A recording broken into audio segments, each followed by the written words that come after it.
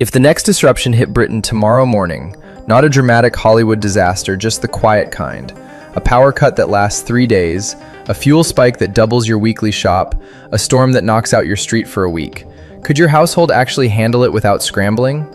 Because most homes in this country cannot. And the uncomfortable part is, most people already know that. They just haven't done anything about it yet. Before we get into it, comment below how many days your household could genuinely last if the shops shut tonight and the power went off. Be honest. 1 day? 3? A week? And if you're not subscribed yet, do it now, because this channel is for people who want calm, practical readiness in Britain. Not fantasy, not fear, not American bunker nonsense. Just real preparation for real life in the UK. Now let me be straight with you. This is not a video about the end of the world. I'm not going to tell you to build a bunker under your shed or start hoarding ammunition. That's not how life works in Britain, and frankly, that kind of thinking gets people hurt, not helped. What I am going to tell you is something simpler, and honestly, something more important. The next time your household faces a rough patch, whether that's a blackout, a price spike, a supply wobble, a winter storm, or just one of those strange weeks where everything feels slightly harder than it should, these 10 items are the difference between your home feeling stable and your home feeling like a crisis. And here's the thing most people get wrong. They think preparation means one big dramatic shop where you spend 300 quid and fill a cupboard with stuff you'll never touch. That's not preparation. That's anxiety with a receipt. Real preparation is boring. It's layered.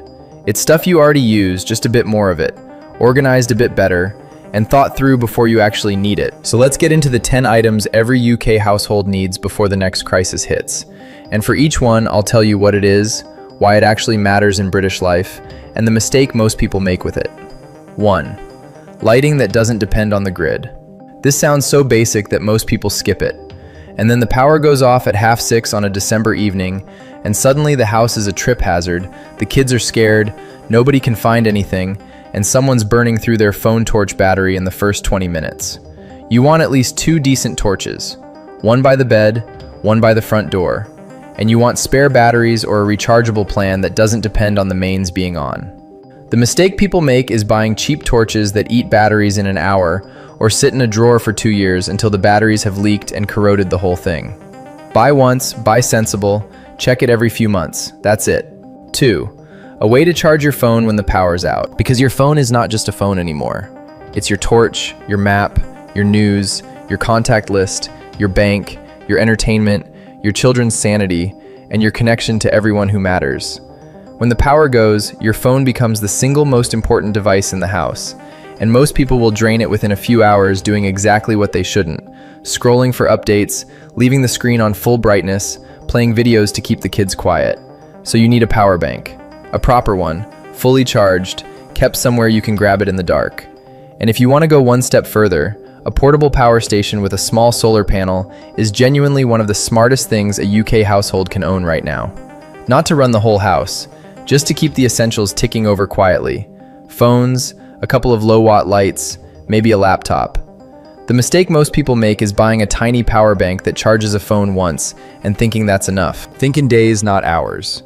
If the power's off for 72 hours, one phone charge is not a plan. 3. Water. Stored before you need it. People in Britain assume water just works. And mostly it does, until a burst main hits your area, or contamination triggers a boil notice, or a storm knocks out pressure and suddenly your tap is dribbling brown. You want 2 to 3 liters per person per day, stored for at least 3 days. More if you have pets. More if you have small children. More if you live somewhere rural where fixes take longer. Store it somewhere cool and dark. Rotate it. And do not forget that water is not just for drinking. You need it for cooking, cleaning, basic hygiene, and medication.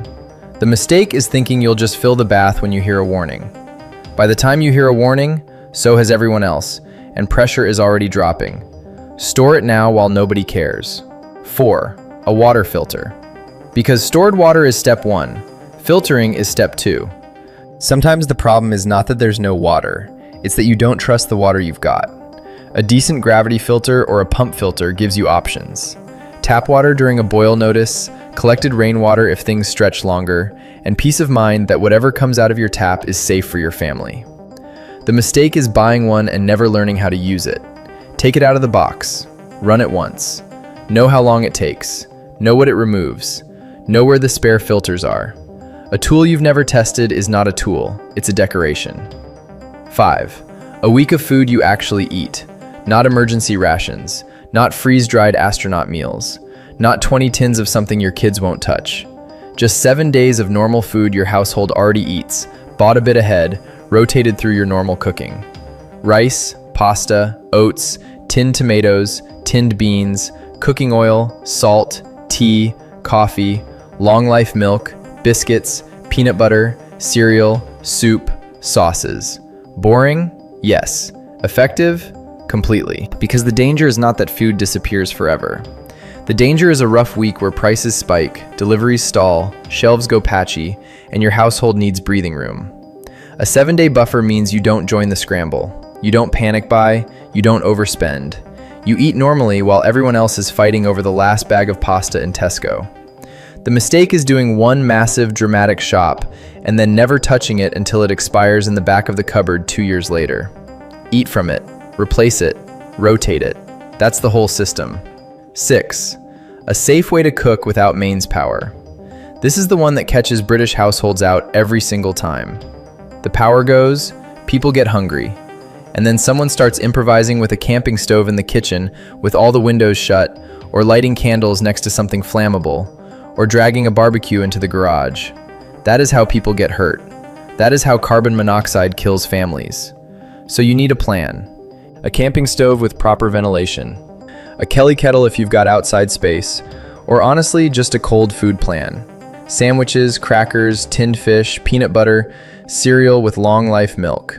Not glamorous, but safe, simple, and you're fed. The mistake is not having a plan at all and assuming you'll figure it out when the time comes.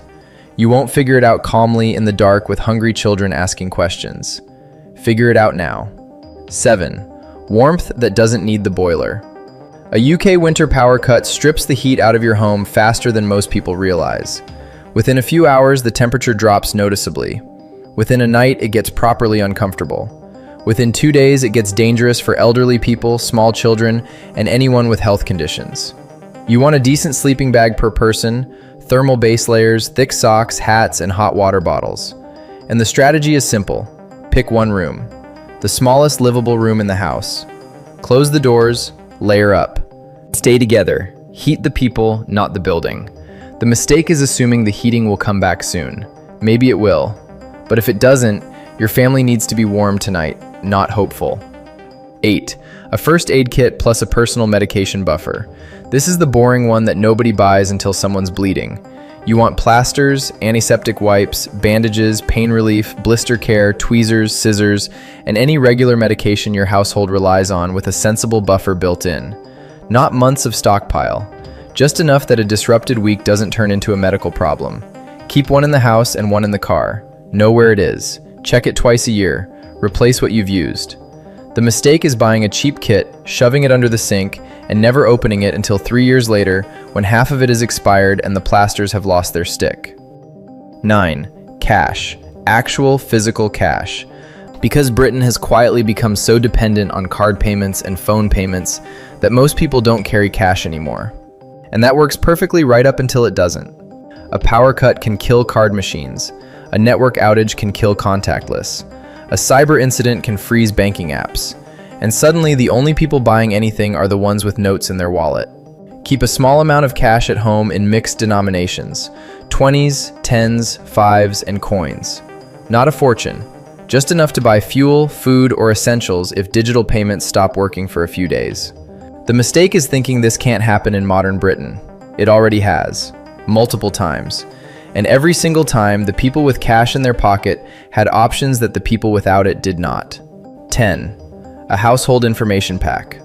This is the one nobody thinks of and the one that makes everything else work better. A simple printed sheet or a small folder with your important numbers, your emergency contacts, your insurance details, your medical information, your utility account numbers, your neighbor's phone number, and a basic plan for your household if something disrupts normal life.